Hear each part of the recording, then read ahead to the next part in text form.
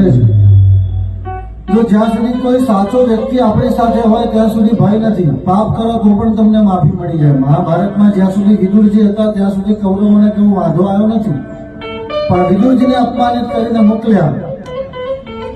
એવી રીતે રામાયણમાં પણ વિભીષણ હતો ત્યાં સુધી લંકામાં વાંધો ના આવ્યો। રાવણના પાપ બધા ક્ષમ્ય થયા।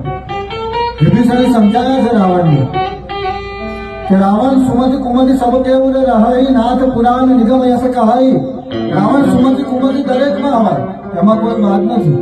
ક્યારેક દુર્બુદ્ધિ સુબુદ્ધિ માનવસી सब के उरे रहाई, પણ તમ ઉર કુમતિ બસી વિપરીતા હિત અનહિત જાનમ વિપરીતા।